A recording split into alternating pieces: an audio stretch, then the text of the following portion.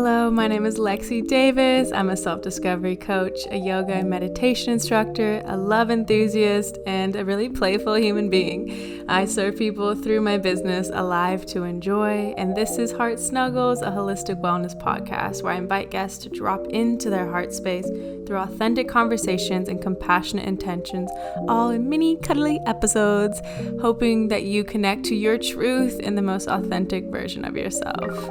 I hope you enjoy.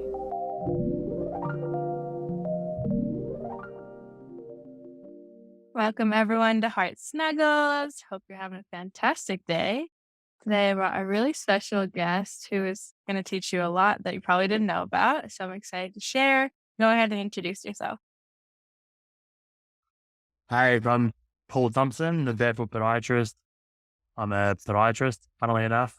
And yeah, I help people regain foot function and get out of orthotics and back into their own feet.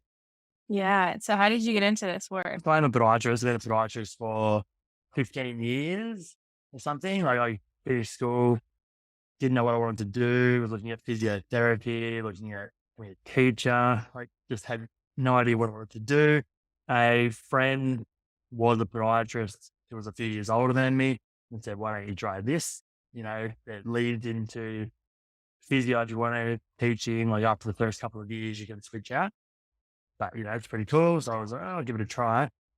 And once I got into it, I really enjoyed it. There was like a lot of different aspects to it. I could help people, which is what I wanted to do. Yeah. And then 10 years ago, I was a normal podiatrist and just found I wasn't helping people solve the real problems. I was just band-aiding a lot of stuff with tools and different treatments that are great and still have their place in the world, but it just wasn't helping me sleep at night. So I started with myself. I was patient zero and just went down this path of self-discovery, trying to fix my own feet.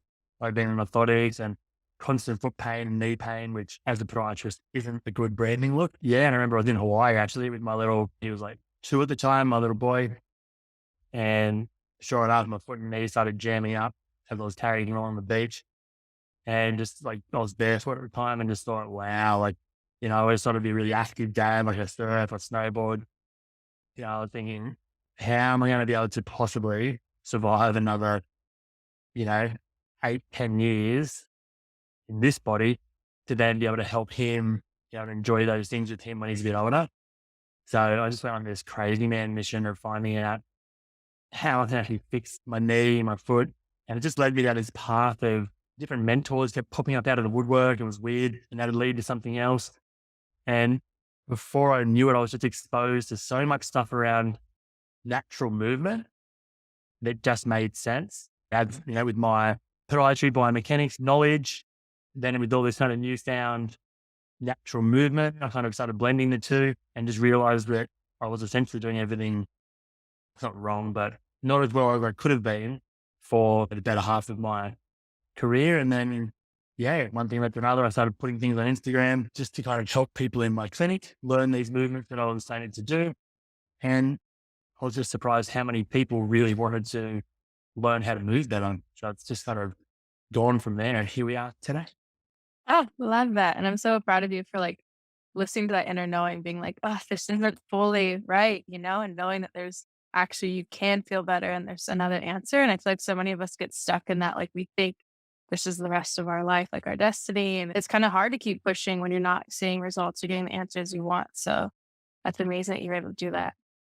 It was also pretty hard at the time when I was trying to push with this inner knowledge or inner feeling of what I wanted to do. Not even wanted to do, just what it was just kind of, once you shine a light on something, then it's kind of hard to turn that light off. It's like, it's there. It was like that. There was times where I kept creeping back to that traditional training I had and I was just like, I don't know, it's just not working. So it just kind of kept showing me that people need to actually move better.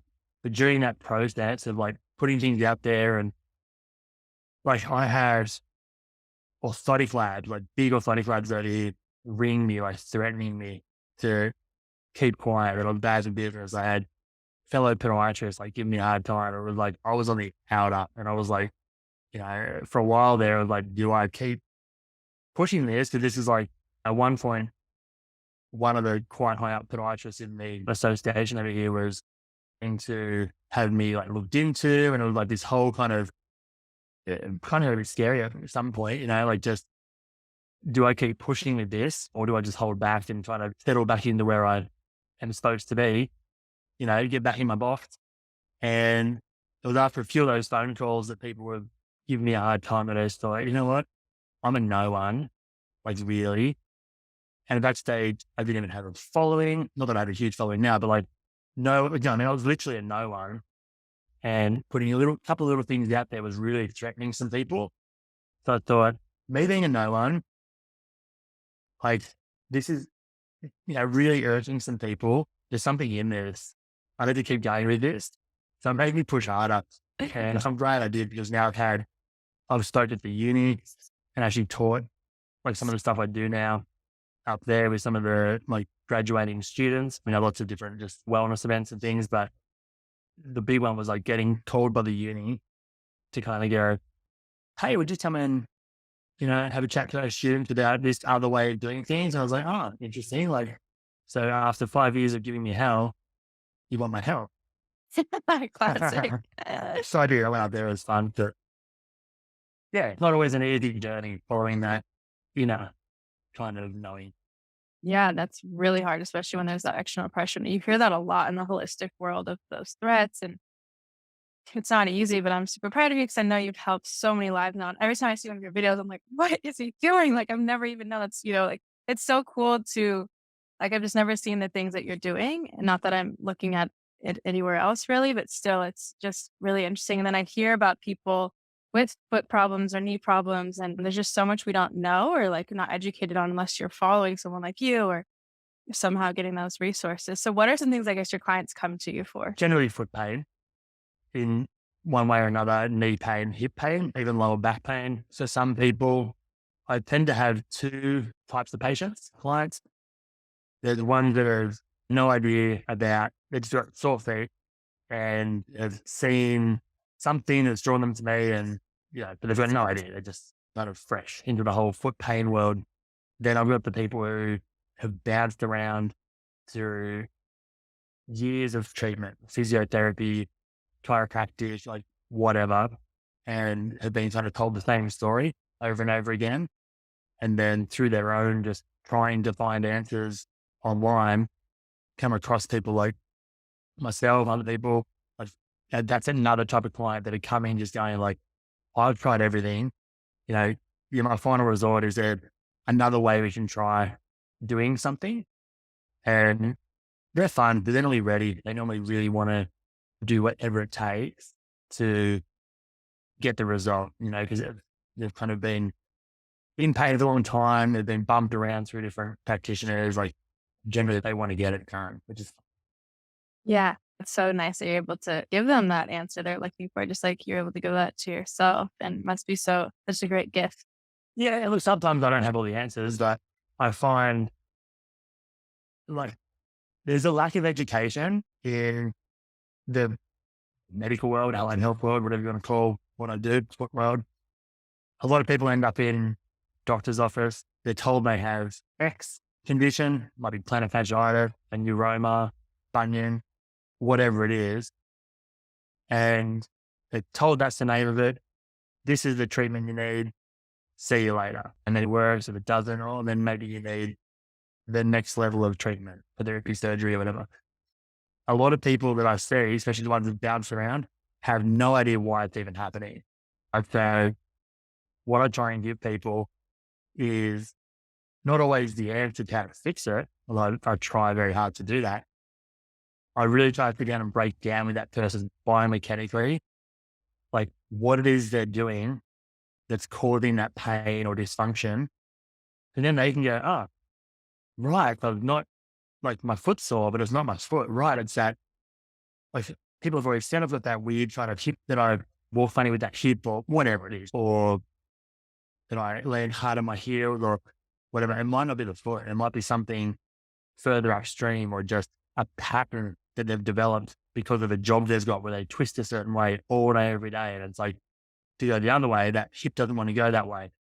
So then that causes a walking dysfunction that then leads to pain. So when you start sort of digging down with people and going, yeah, here's all the kind of names of what it could be and blah, blah, blah, like that's great, but it doesn't achieve anything. It just gives you a name and generally more anxiety because they're like, oh my God, I've got whatever. And so, well, you don't have whatever. Like what you do have is you're just not walking properly. So if we work on some drills and exercises or mobility, whatever it may be, to work on you walking better or bending better or moving better, then the pain starts to go away anyway. We can still do some treatment on pain, but you need to fix the underlying problem. And once those people get that light bulb moment, it's so much easier to kind of then work with that because you know what you're trying to fix. And you kind of know then, like, oh, cool, okay, I've got that condition. It's not life-threatening and it's not going to keep going back if I can fix this other problem that's actually causing it. So I just find it helps educate people and helps them sort of be able to maintain and manage their own problems better. The other side of the real lack of education around conditions and helping people get out of those conditions. It's almost like we're sucked into this vortex of, if we're not aware of what it is, we can then just keep getting gobbled up by the system and paying more money and taking more pills. But once you start of like educating, you kind of come out of that system a bit and you can have to breathe and look around and go, well, what else can I do to fix the bigger problem? You know, whether it's diet, whether it's being sedentary, like, I talk about all that stuff, breathing. Like a big part of what I teach and talk about with clients is generally breathing. Like you don't breathe properly, you end up with fight or flight response. You go into that whole anxious kind of living space that causes so much tension through your body. It's going to change how you move. And there's no, you could do every kind of treatment under the sun, but if you're still not at the core of your being breathing well or moving well in your core, then yes, we can still fix your feet, but they still won't work as well as they could. So it's a really holistic thing we need to look at as humans, the complex beings. Yeah, it's super empowering. What you do is empowering. Whereas when you go to Western doctors, sometimes it's like they make you feel like you're broken and they don't. It's almost like disempowering because it's like, oh, here you go. You're stuck with this forever. And I remember that feeling, just feeling like, oh, it didn't feel good. And so I love that you saying like, how can I figure out the root of this? How can I find that there is actually something different? And so that's just so great that you're able to give that lens to people and that just expands into so many other areas of their life, not just with their foot pain, they can bring that into everything. Definitely. And what are some of the common root causes that you see in your work? So the actual dysfunctions or the pains? Like what causes a lot of the pain? So a lot of the pain is things like heel pain, forefoot pain, knee pain. That's the pain. And the people are in some regard around tears, ligament sprains, like all those kind of just injuries that you can find a million things on Google if you're still using Google. The root cause is generally the actual movement. So generally it comes down to broaden it to three main things. A lack of strength is a big part. And with that strength, it can even be an imbalance. So it's not that the muscles are necessarily weak. It's that the muscles on the other side of that joint might be too strong or too active. Then the other ones are essentially weak because they're fighting against an even stronger muscle, right? So strength is a big part. And also when I say strength, it's not like lifting heavy weights and becoming like super buff in your feet. It's strength to turn those muscles back on. Often there's muscles that have just switched off because they don't need to work or they're being bullied by the opposite muscle. So they just kind of end up like becoming less active. So strength is a big one. Mobility, also a big part of the dysfunction I see. The lack of range of motion, generally the three main parts I'd commonly see. Big toe, not moving properly, so not bending up towards the sky. We want to get to about 50 to 60 degrees would be generally normal of like big toe up in the air. So yeah, lack of that changes how we move. Ankle range of motion. So how far your knees can kind of bend over your big toe. So the ankle bending, it's almost like a squat position. And with that, we want to start probably no less than 30 degrees of ankle bend, but really closer to 40 would be ideal. And then hip. So we want to see how far your hip can go or how far your knee can come back behind your hip. So hip extension. it's called. When we lose that, most of us can get deflection easy, which again, that kind of like squatting, kind of crawling, like curling up in a ball position, like bringing our knees to our chest, that's flexion. Generally, a lot of people, not everyone, have enough flexion for normal movement, but extension, which is that opposite position of the hip, so really stretching that hip out and lengthening it. A lot of people now, because of sitting so much, have limited hip extension.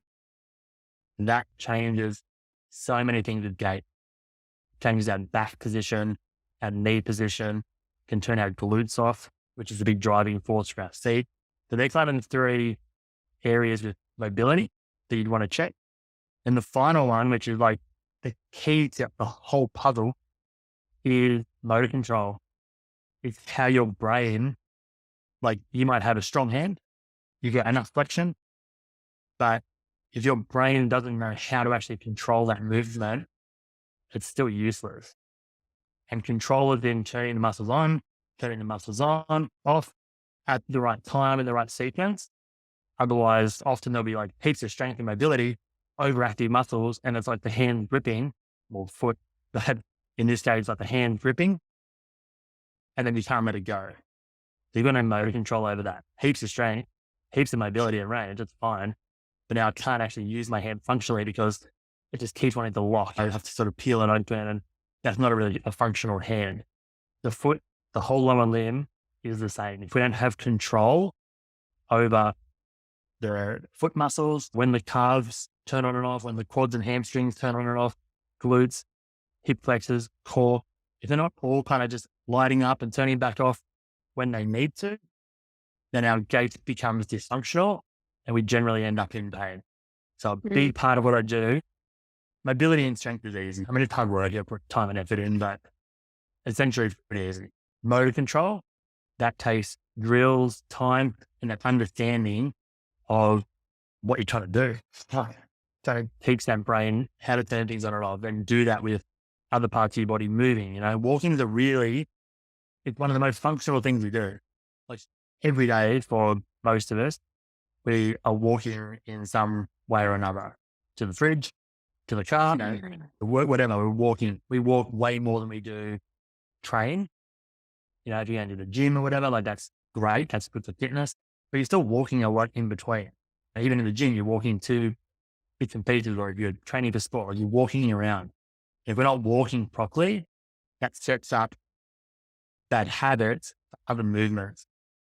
So it's really important that we start training gait or walking patterns, because it's the one thing we're just doing all the time. And once you start getting it right, like you look at kids who don't really wear shoes, don't really sit that much, they move well, like it's fitness.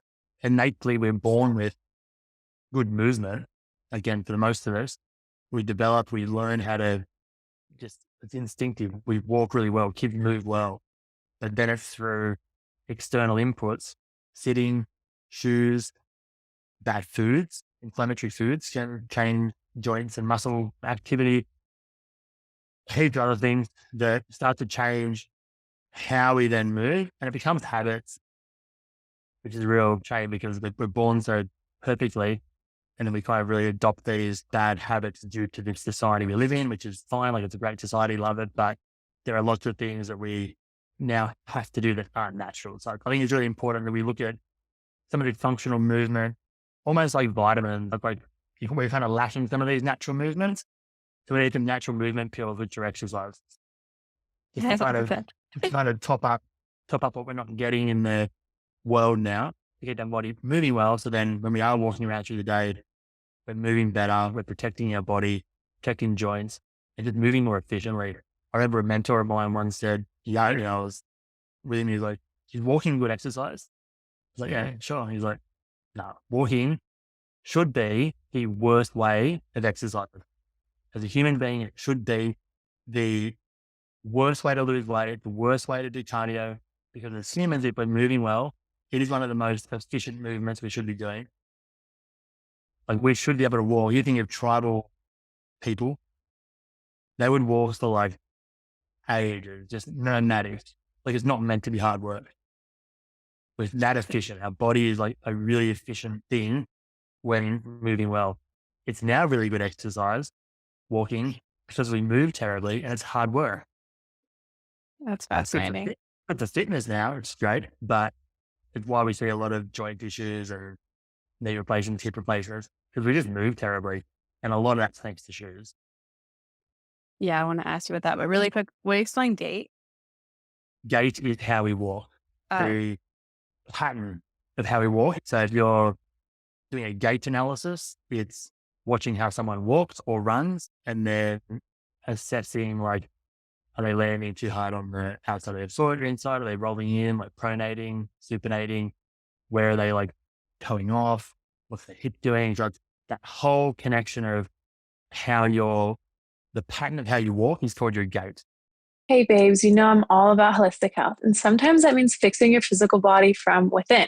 Your gut is the center of all health. So, me and my friends at Gut Personal are here to support you with that. Gut Personal is all about empowerment and getting you the right answers to fix your unique gut.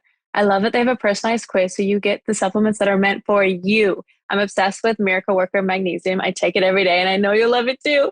Use my code ALIVE to enjoy for 10% off at checkout and have a happy gut. and are we supposed to go heel to toe or toe to heel when we walk? So this is like a huge topic of contention. But like, I was on a BBC video last year or something, having a little documentary, and they filmed me walking across these rocks here on the coast. And so many of the comments are like just blasting me saying, why is he going heel to toe walking? Because that's how you walk. But yeah, well, you know, I'm sure there's different theories out there, but essentially running should be more forefoot striking. So kind of more toe to heel, actually going back on your heel. The heel just kind of kisses the ground. It's more like you're skipping with a skipping rope, that kind of like up on your ball of your foot, heels are just sort of kissing the ground, except we're like moving forward, and that's running. Walking though is outside of the heel, lands first. We roll in to the ball of the foot, big toe that anchors is where we see a lot of issues around the big toe. It doesn't anchor. So we've got no stability in our biggest like digit that's meant to hold us to the ground and propel us forward. A lot of people just have no strength, no control through that toe, which causes the pajamas, but we roll through, big toe anchors. And as we start to drive, the action of that big toe starting to bend drives us back into a higher arch position, which locks the foot, and we drive forward. So it is like a heel toe movement, but it's smooth. Like a lot of people hit too hard, we like land too far out in front. The foot should be sort of under us, but there is a slight heel toe pattern to that. Okay, cool. Thank you. I always think about that. I'm like, what's the best way to do this? The best But way is whatever feels the most efficient okay, cool. and the And least painful. yeah, luckily I don't have any feet pain, but I know a lot of people do, and I just want to make sure I prevent that. So do people come with you when they don't have pain? Yeah. Yeah. So I do get people that just either just want to check up, they're just really into their health and on a really, cool health journey and just want to check in and sort of say like, how am I walking? What can I do better? That's cool. We just, give them exercises to help with that journey. And then there's people who are really into barefoot running and will come just for, again, how to move better. And other than without foot pain. Yeah, there's her. Yeah. Yeah. I Generally, think pain is a driver. Pain normally, the amount of people that are like, oh, I've followed you for years. I've always wanted to be in this test mode, but I wasn't really in pain. Now I'm in pain. So I've booked. I was like, that's cool. Like, pain drives us, and that's just human nature.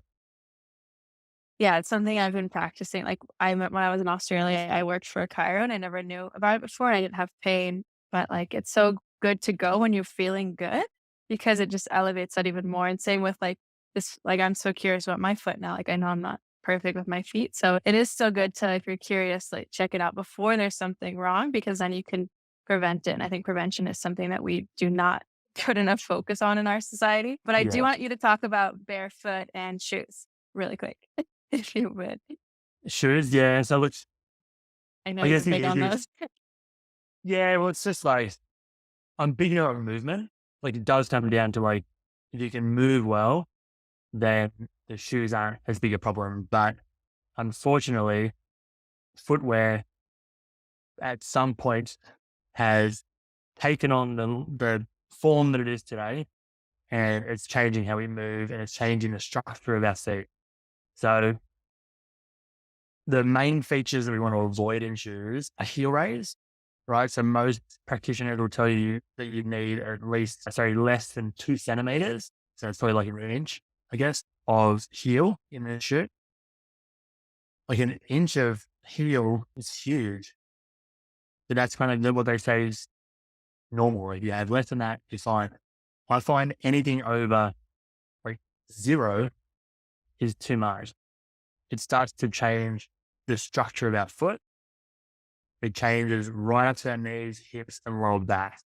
So as soon as we start tilting the foot forward, we're shortening the calves and the Achilles, right? But if you think of like someone standing up nice and tall, if they tried to stay tall but put a heel under them, they're going to lean forward, right? Which is really like an awkward position to walk around in all day. And you'd probably get teased or bullied. So, but it is uncomfortable. So we end up tilting our hips forward, right? So it's like typical posture you would see someone in high heel, where the calves are really lit up, quads get really dominant, but that pelvis tilts forward, that bigger sort of curve through the back. So it sort of makes your butt stick out more, but the butt becomes less functional. So even on a tiny heel, that starts to happen. The higher the heel goes, the worse it obviously gets, but it still happens in a small heel. Now, unfortunately, most modern shoes have around 1.5 centimeters built into it. So your big brands, joggers, will have around 1.5 centimeters. So I don't know what that is.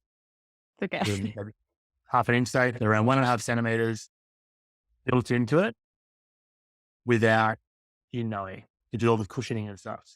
So that alters that position straight away. The other thing is they've got that toe ramp at the front, so a little bit of a bend at the front of the shoe. That stops our big toe from having to bend as much. So we're kind of now turning off one of the main driving, stabilizing areas of our foot. The big toe has its own part of the brain. Like that's how wired we are to have, or should be, to have big toe. It has its own space, like dedicated to it in the brain.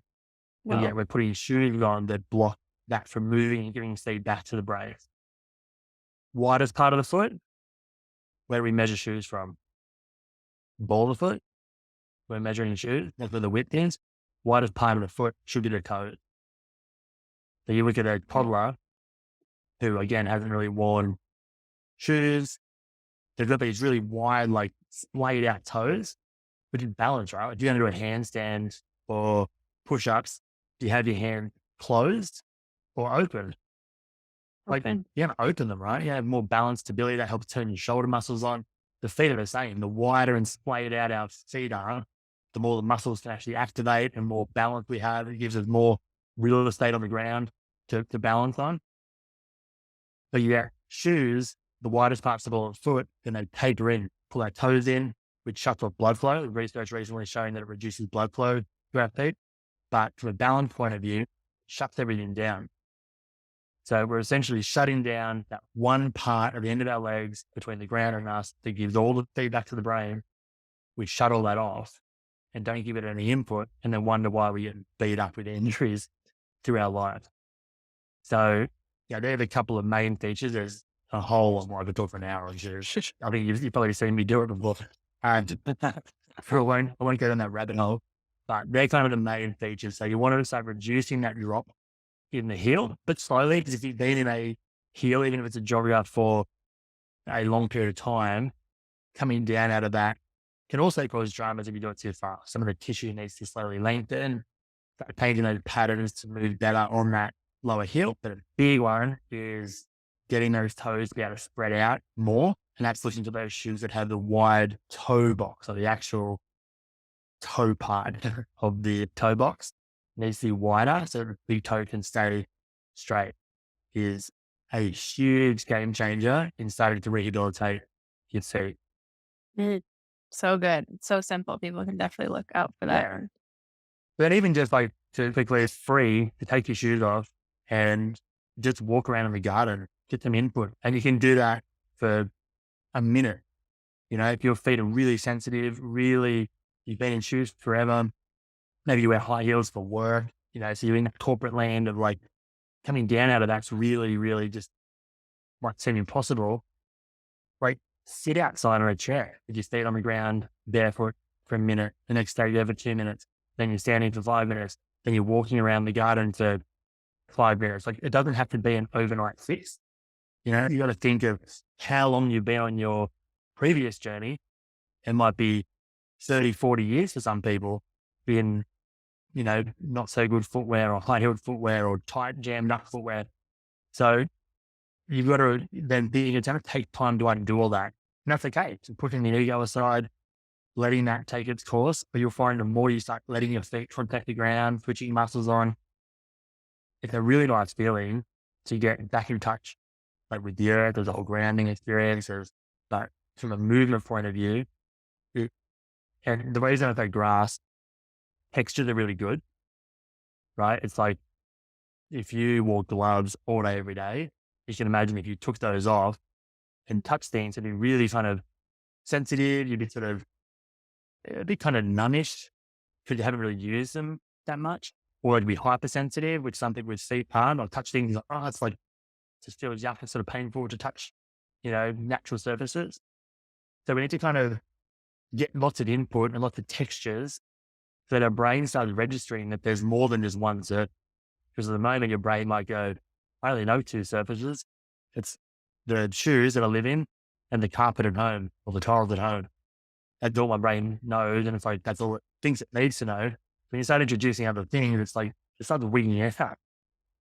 That doesn't, I feel sensitive. It's that more of that input helps give that brain feedback and turn the muscles on when they should. And so the texture input, the really important part, it's free. Even better. I love that.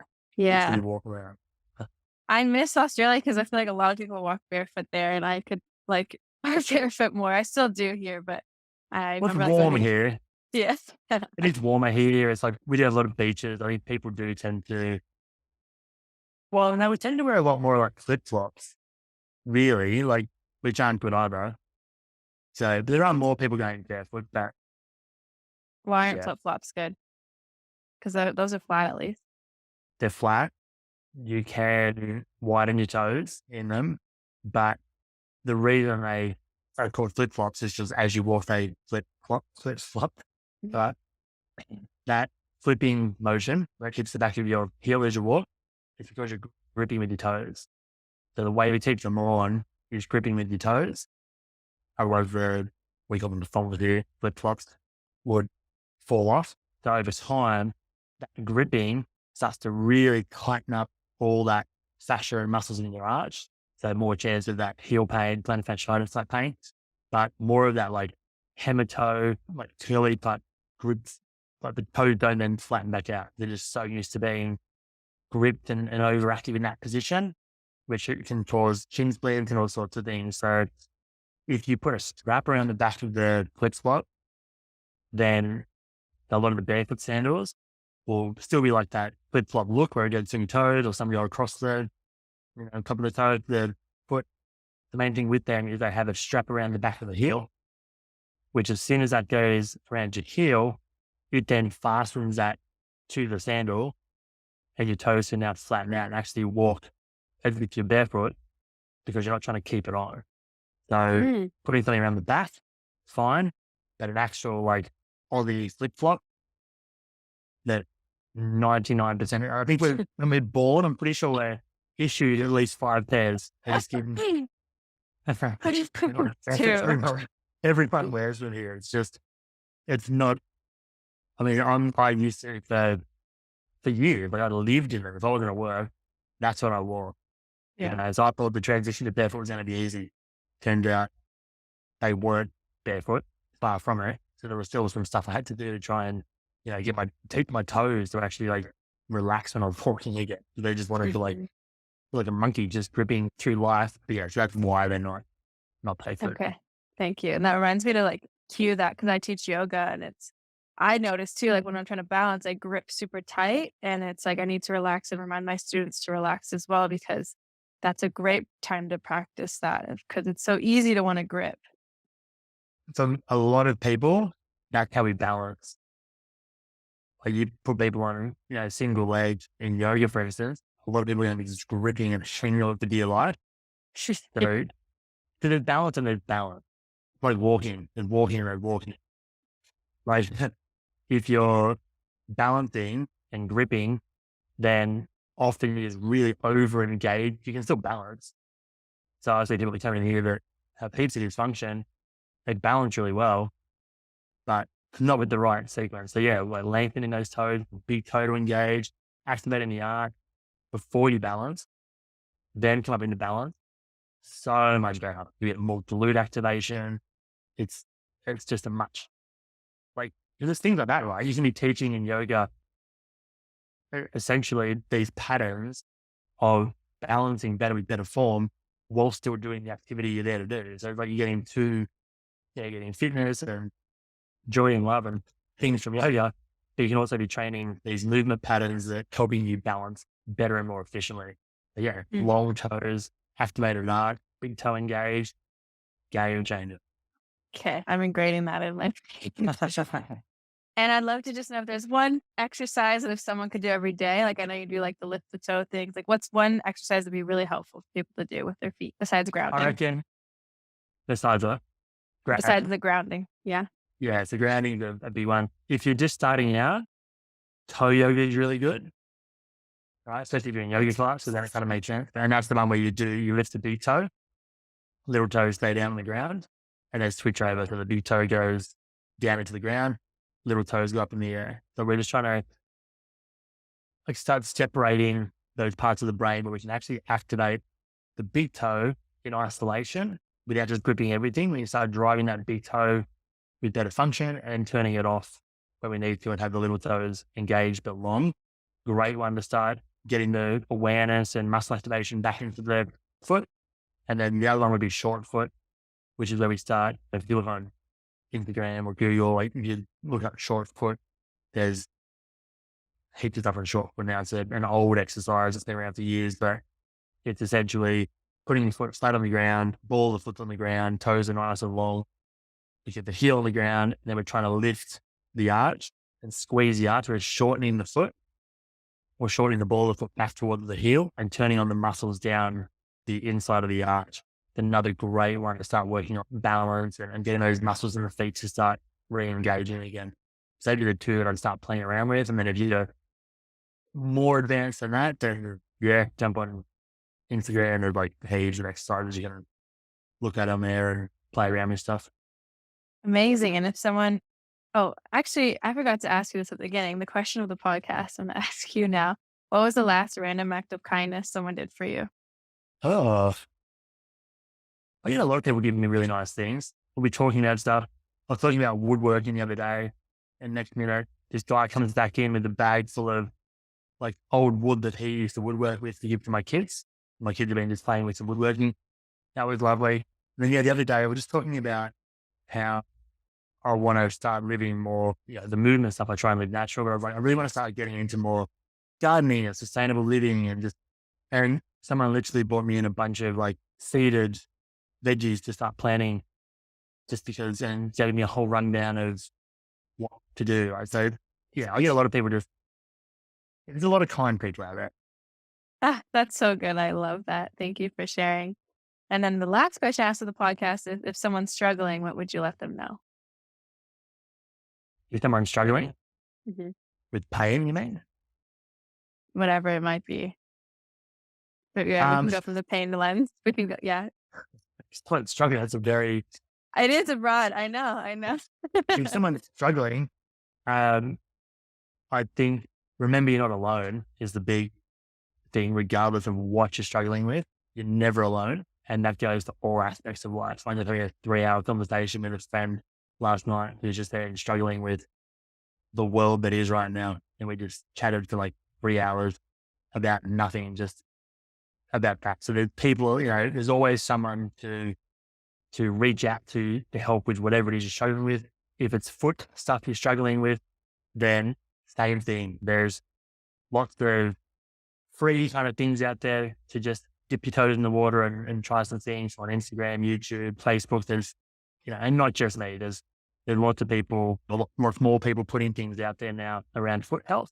So, look there. But my biggest advice would be find someone that knows what they're doing and that resonates with the journey you're trying to go down, right? Because the online world, as great as it can be to just get a bit of info and try a few things for yourself, it's a gold mine of you can go down the completely wrong path and waste so much time rather than just finding someone that resonates, that seems to be doing the thing that you're trying to get done.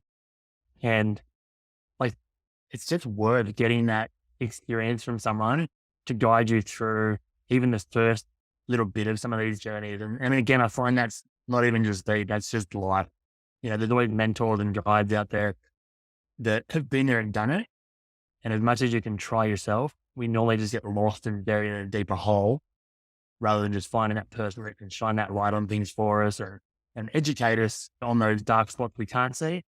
And then often a good mentor or kind of guide with whatever you're trying to get done will kind of empower you to take that journey over by yourself at some point, not just keep you in their system forever. Essentially you want to become free and be traveling that journey by yourself at some point, but some guides and mentors are a great place to start if you're struggling with anything. Agreed. I think it's a the best thing. long-winded. Thank you. And if people want to find you, where can they find you and what are you offering? So on Facebook and Instagram, I think YouTube, I can't remember whether I'm sure, but the Barefoot Podiatrist is what I go by. The website is thebarefootmovement.com.au, and I offer help. I just Where's help your people. I have Aussies, so where are you located? So I'm near Wollongong, which is just south of, about an hour south from Sydney on the coast. So I do a lot of online stuff these days, a lot of Zoom assessments and helping people, again, whether we assess online or in person, how you're walking, how you're moving, and try and work out where that pain's coming from. And then a big part of what I do is exercise-based treatment, which on Zoom works really well. We just prescribe what you need to do to start unraveling those dysfunctions and getting on top of your health and your feet and get things thriving again. And if need be, especially with Zoom stuff, or outsource. So if we need, joints cracked in your feet, which sounds horrible, it actually feels really nice, or massage or cup, whatever we need, there's always someone around somewhere that can do manual therapy. But the big part of getting better, or what I offer is the exercises and the drills to start getting back in control of your feet and your movement health. So good. Thank you so much. Oh, good. Thanks for having me.